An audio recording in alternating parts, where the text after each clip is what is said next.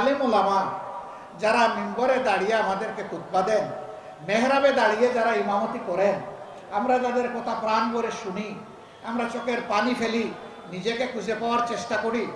2013 সালের 5ই মে শাপলা চত্বরে তাদের সাথে কি আচরণটা করা হয়েছে। এই আলিম উলামাকে রাতের অন্ধকারে চতুর্দিকে আলো নিভিয়ে তারা ব্রাশ ফায়ার করে কতজনকে যে হত্যা করেছে আল্লাহ ভালো জানে। তাদের লাশটাও করে পাওয়া গেল না। পাওয়া যাবে কেমনে?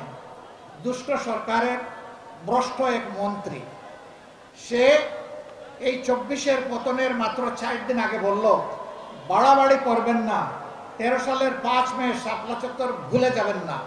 রাত্রে 12টার পরে আমরা সবগুলাকে সাফ করে দিয়েছিলাম। একজন বলেছিল না এই কথা, বাবাজি এখন তুমি কোথায়? যাদেরকে সাফ করেছিলে আল্লাহ তাদেরকে খোলা আসমানের নিচে এখন জায়গা করে দিয়েছে। তুমি এখন কোথায়? কোন জঙ্গলে লুকিয়ে আছো?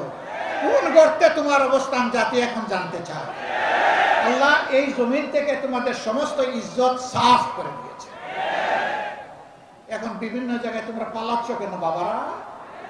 এটা না তোমাদের মার দেশ না বাবার দেশ? আমরা না তোমাদের দাস এবং প্রজা? তোমরা না দেশের মালিক ছিলা?